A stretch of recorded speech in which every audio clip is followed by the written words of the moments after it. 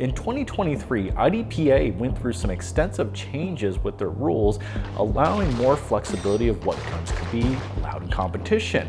One of those big changes was the allowance of ported barrels and comps. And with that change, this opens up a whole variety of new fun guns to try out. And in this episode, I review a potential lightweight candidate that can go against the long-standing heavyweights. In this video, I review the Zev OZ9 Hypercomp X.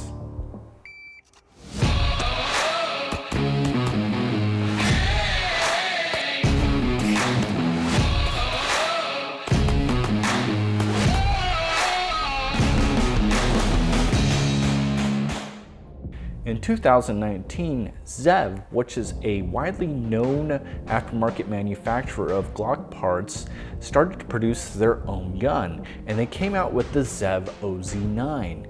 And this included many variants that fitted in anywhere from the Glock 34 to the Glock 17 footprint, and in this case, a Glock 45 footprint. The fire control unit is separate from the grip module or the slide. So think of it like how the SIGs work, in which you can swap out different slides, grip modules to your liking.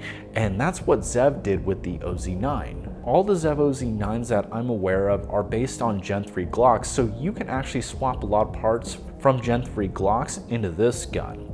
And you end up signing that engineering within this platform all throughout.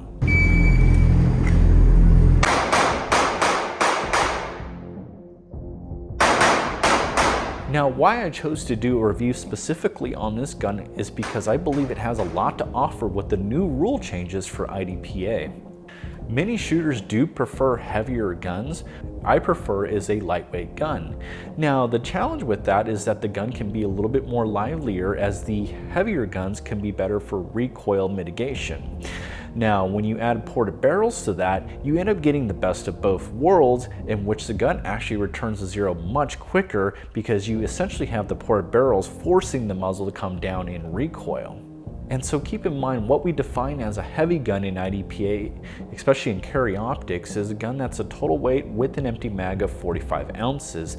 The Zev OZ9 comes in at 30 ounces with an empty magazine. Now, why I'm choosing specifically a lightweight gun rather than a heavy gun with ported barrels is that a lightweight gun can have a lot of features to offer, specifically that would enhance the performance of my competition shooting. A lot of the advantages of a lightweight gun in general would include it being easier to transition from target to target and easier to manipulate, so you can maneuver in and out of positions a little easier. I briefly touched on just the advantage of having a ported barrel or a comp, just reducing that muzzle rise. And when you do the math portion, it will reduce it approximately about 30%. What that means for shooting is that your gun will recover much quicker, thus allowing for two things: quicker follow-up shots and more aggressive transitions, because you have control of the gun.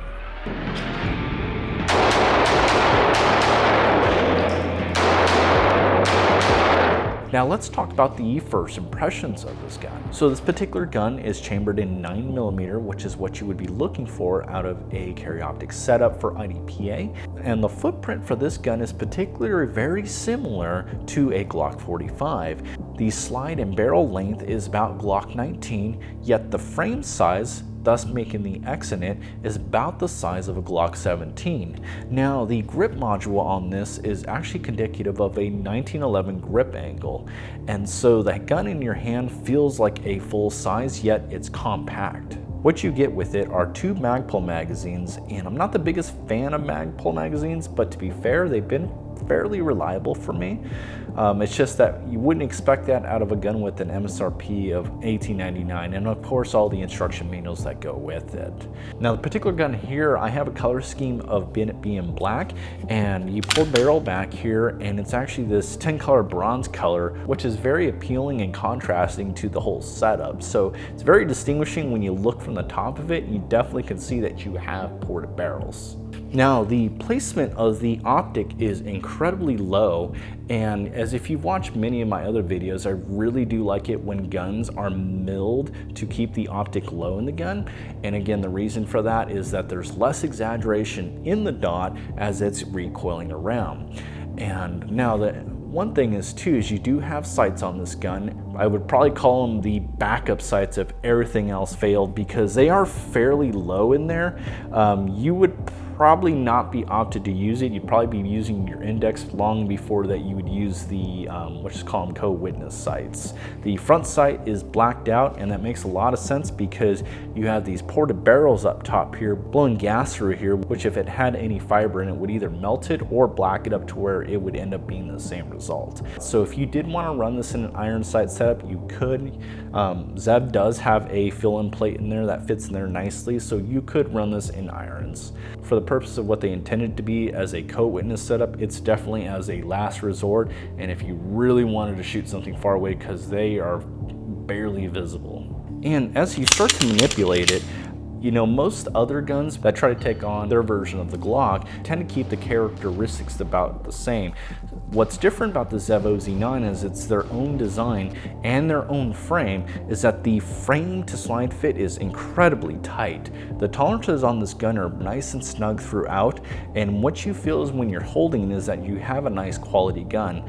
A lot of the weight in the frame ends up being where you want it situated, which is in the hands, and typically the characteristic of most Glocks or Glock-like type guns is that the weight tends to be in the slide, and that makes sense because the grip module tends to be just pure polymer. Now having that frame makes this thing sit nice and heavy within your hands. The gun doesn't feel like a lightweight gun, and that's because the balance of it is so ideal that it just feels natural in your hands.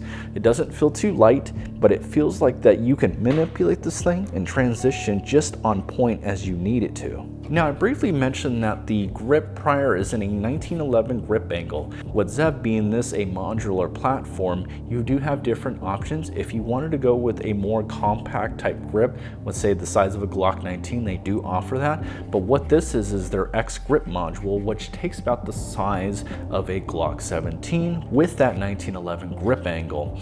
Now, at first you may think that this is pretty flat on the sides, but as you put your hands and start to dig into it, the texture on it is nice and rough, and you can really get your hands nice and dug into it. And I find that they're nice and grippy both on the front and back strap.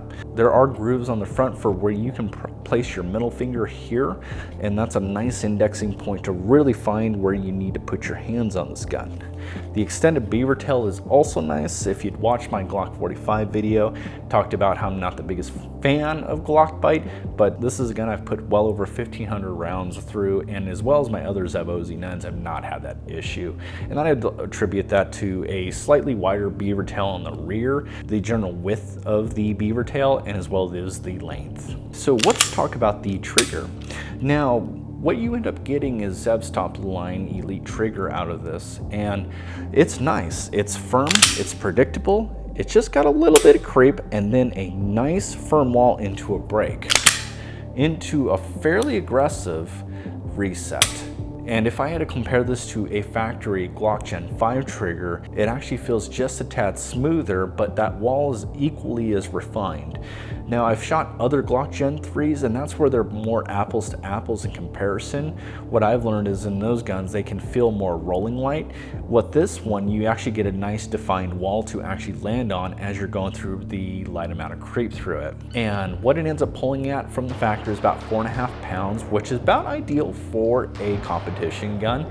Obviously, you can go lighter if that's your preference. I like guns that are about 3-4 pounds for my preference, especially on striker fired guns, because the lighter you go on most striker fired guns, you start to compromise on the return, and it can be fairly anemic because on most striker fired guns, your spring that dictates the break is also your return spring. Whereas in most hammer fired guns, you can have two springs kind of helping that equal things out. The one thing that really stuck out with me, particularly with this gun, was its reliability.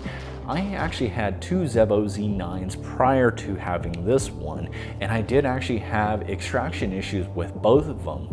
Now, the fix back then for them was to either break them in somewhere between 500-700 rounds, or you could actually put a factory Gen 3 Glock extractor in them, and it'd work. And I actually ended up buying a Gen 3 Glock extractor, but after 1,500 rounds, I've actually had no failure to extracts or any type of malfunctions with this gun. And that's something that really stuck out to me. It sounds like they got that problem under control. Now, the one thing you'll have to pay attention to is your holster. I went with a Comtech International holster made for a Glock 19. Now, what I had to do is, because the slide is a tad wider, is that I had to buy slightly longer screws, and I put an extra spacer in there so this would fit. But it is the footprint of a Glock 19, and that's about the holster you would get. But just pay attention that these slides in general, and also the width of the frame on the front, is a little bit wider than a factory Glock 19. So with that said, that's everything about the first impression. Now we need to get into the shooting experience. Now, before we jump into the shooting experience, I want to stop and tell you that I'm coming up with an upcoming comparison between my budget Glock 45 and the DC Precision DC9R. So you're going to want to subscribe for that video once it drops, because that'll be a pretty interesting shootout. And of course, if you like this video, that really helps me out a lot. So if you can hit that like button, I would appreciate it.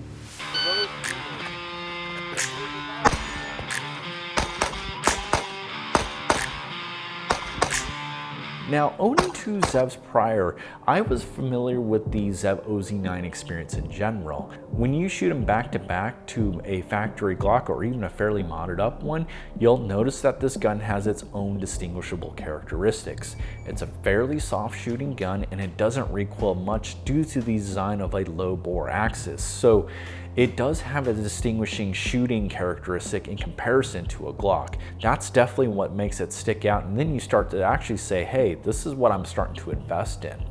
Now, you magnify that experience when you add the ports on top of that, and I can tell you what, this is the best part of this, is the shooting experience. When you take this gun's inherent shooting characteristics and you add the ports on top of it, you get an incredibly soft shooting gun that recovers incredibly fast. And to give you some context on that, I was able to shoot doubles at 15 yards in about a 4 to 6 inch group with 25 splits, and that's fairly aggressive for a gun this size and this light. So the one thing that kind of stuck out to me when I went to do some of the single hand and weak hand only drills is that I had to remember that there's a touch of creep. I'm so used to either shooting either my Walther or some other finely tuned trigger guns where you have to remember that there's a little creep you have to get to the wall. And I can tell you that the challenge I had the first time in not remembering that is I'd actually bring the shots low because I was actually pulling it too early, and I had a little bit of anticipation on it. Now, once I was aware of that, I was able to actually pull about 35 splits with my strong hand, and I was actually surprisingly not too far off with my weak at 40s on the doubles with those. And that to me is fairly impressive considering how light the gun is, and it also is an attribute to show how quickly the gun recovers with a less than ideal grip. I found that going from target to target, and the more aggressive I got with it, the shots still showed up where they wanted to be. Now, it'll be interesting to see what that difference is in the comparison video when I do this against the DC9R, which is a gun closer to 44 ounces. And you'll want to stay tuned for that video just to see how much of a difference I actually end up doing.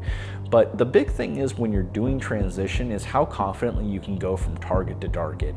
And the fact that this gun recovers not only so quick, but the fact that it doesn't have the extra inch, because most guns are about 5 inch in competition for IDPA, the fact that I don't have that big footprint, all my weight's in the hands, made this gun very maneuverable to go from target to target. So if you've seen my reviews long enough, you know I cannot do a review without shooting it in a competition. But in preliminary testing, I was incredibly confident that I was going to do well. It was interesting is I ended up doing this one stage where I just sat here and we had to put one on each target, and I ended up winning this stage by over a second with an incredibly stacked field of carry optic masters, and it was because I can just go from target to target so quick and so confidently. The other highlighting attributes of this particular gun is the lightweight allowed me to maneuver in between positions. Now I know you may think 15 ounces may not be that big of a deal, but when you're not carrying that much weight out front and it's all in the hands, you feel like you can just get in and out of position so much quicker and easier.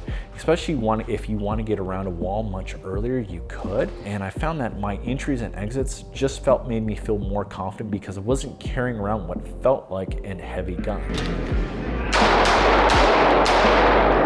There is one con for me, particularly with this gun, and that is actually in the rate at which the magazines drop from this. Now, a handful of times in the very beginning, I found that magazines kept getting bound up and would just kind of just hang inside the magwell area and wouldn't drop as quickly as I'd hoped. So what I had to learn how to do was, number one, shake it when I naturally did my reloads, and as well as, you know, with some time and some dry firing, I found that actually started to loosen up a little bit, but it was fairly sticky from the get-go. Now I know some of you out there are thinking, well, why don't you just put some weighted base pads on it?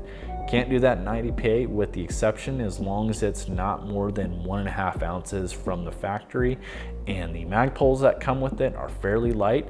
Now Springer Precision does make a base plate that's a little bit longer, and this is nice too because now it doesn't sit flush in there, and so you can actually have a nice piece of meat to get under there. But as far as the weight on it, it's not actually that much heavier than a factory Magpul magazine, especially on the base pads. But the extra length and the size of it do help a little bit. Just to do reloads, and they're consistent. You do have to get used to pushing that mag release down pretty hard, but once you get used to it, it's easy. So one item I want to stop and talk about, because this could be a deal breaker for some people if you are considering the Zev OZ9 Hypercomp. Now, the downside of having ported barrels is that the gas exits earlier, thus actually compromising on the velocity of the bullet on exit. Most guns are about 5 inches and sealed, so you have all that length to travel down that barrel and build velocity. And I was concerned about that, not only for being a shorter barrel from a 5 to a 4-inch barrel, but now I have these ports I have to deal with. And so the only way to test this was getting a variety of different ammos just to see where it landed. And I tested everything from 115, 124, and 147. And no matter what it ended up shooting, it ended up being about 8 to 10% less in velocity, which is huge. You're talking about if a 115 round as rated for 1140 drops around to about 1030, that puts you well under the power factor floor. So what I had to do in order to shoot this legally is I came across Federal 124. Now with the 124 grain bullet, it does have a rated velocity speed of 1150 at the muzzle. So I figured if I did 10% less from that, I would actually be okay as long as I was pushing out a velocity of 1011. And so I actually took a gamble and went and shot the Tennessee State IDPA match, and I was sweating a little bit, but not overly concerned as long as I was going through the theory of 10% reduction would be okay.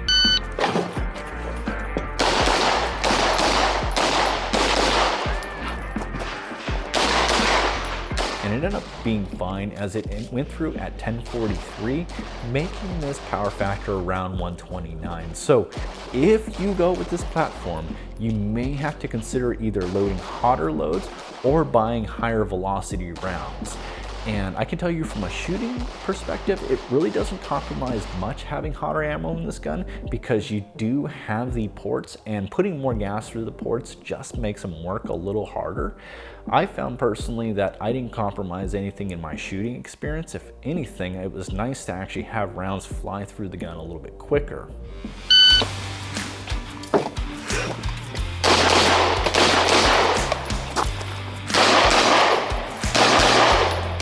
Zev OZ9 Hypercomp X has been 100% reliable and is like having a lightweight surgical knife to shoot. Those are things that you want in a match. Now, as far as it being a viable competition gun for specifically IDPA, I want to be clear that's carry optic and enhanced service pistol, or ESP. You'll have to look at the characteristics that are preferential to you.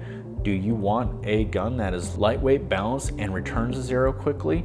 This is your gun. If you prefer a heavy gun with a more muted type of recoil, this may not be the ticket. Again, that's purely your preference. Now for me, and I have enough ability to exploit the limits of this gun to gain the advantage on transitions and other things. So for me, it's a yes. Now I briefly mentioned the price earlier of an MSRP of $18.99. That's a fairly steep price for a Glock clone, but is it a Glock clone? No, You're buying a gun that with not only better tolerances, which leads to just generally better accuracy, but you are buying a gun that is actually, and in fact, a gun that performs to what it says it can do. And those are the things that you end up investing in, because yes, could you build a Glock that could shoot similarly when you mod it out to it? Possibly, but somebody else figured that out and threw in a different grip angle in there that is more favorable to some of the guys that love that 1911 angle. That is what you are investing in, is someone that figured all this out, did all the engineering, and then you can go right to work, because I haven't done anything to this gun other than throw an optic to it, and I may consider a Timney trigger if I want to go a little bit further with it, but other than that, I don't think it's necessarily to do anything in this gun. You can go right to work. And so there you have it, the Zev OZ9 Hypercomp X. Give it a shot, and until then, we will see you at the range.